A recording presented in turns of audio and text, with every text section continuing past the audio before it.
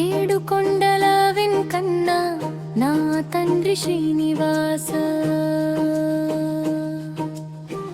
ఏడు కొండలపై వెలసిన నా తండ్రి శ్రీ వెంకటేశ.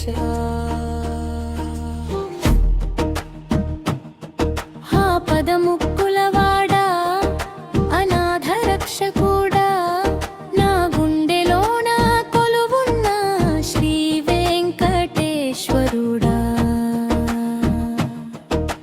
కను మూసిన నీవాయే, కను తెరిచిన నీవాయే, నా ఇలలో నా నీవాయే, నా కలలో నా నీవాయే.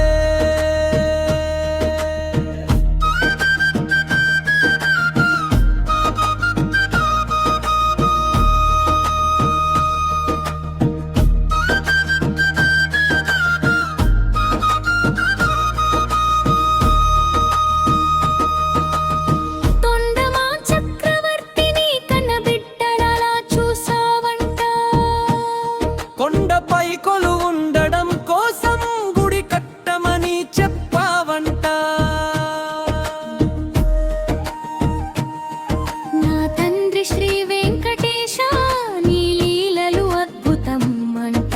నీ పూలంగి సేవ కోసం మనంత వారిని రమ్మన్నావంట. అయ్యో పాపం నా తండ్రి, అతని చేత దెబ్బలు తిన్నావంట. ఏమిటయ్యా నీ లీలలు, మాకు అంతే చిక్కడం లేదయ్యా. పవళింపు సేవ ముగిశాక దిరం బాబాతో పాచికలు ఆడావంట. అతని చెరసాలలో పడేస్తే గజరాజువై వచ్చి కాపాడవంట. నా తండ్రి శ్రీ వెంకటేశ నీ లీలలు అద్భుతమంట. నా తల్లి వెంగమంబను కరుణించి కొండపై ఉంచావంట.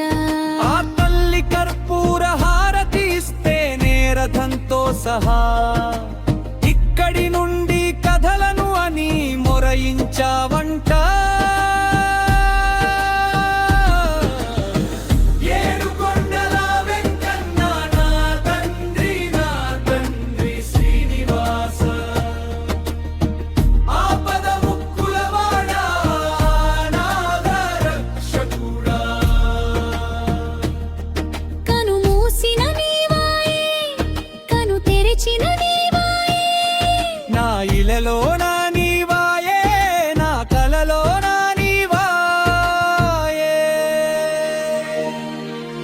చూడ చక్కని నా అయ్య నిన్ను తలుస్తూనే నా కళ్ళల్లో నీళ్లు తిరుగుతున్నాయి ఏంటయ్యా.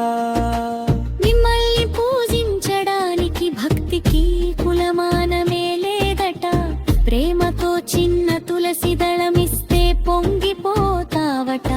ఆ పదలో ఉన్న గజరాజుని అరక్షణంలోనే వచ్చి కాపాడడంట.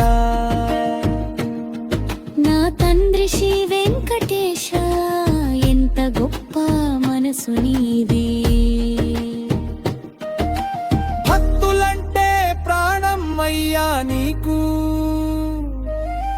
భక్తులంటే లోకమయ్యా నీకు.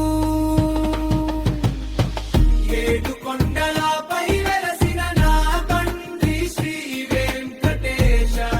ఏమని చెప్పను నేను, ఏనాటికి మరువను నేను. నా తల్లి పద్మావతిని హృదయంలో పెట్టుకుని చూసుకో.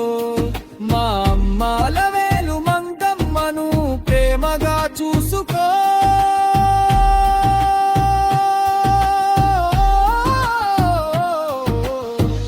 ఏడు కొండల వెంకన్న నా తండ్రి, నా తండ్రి శ్రీనివాస. ఆపద ముక్కులవాడా అనాథ రక్షకుడా. నా గుండెలోన కొలువున్న శ్రీ వెంకటేశ్వరుడా.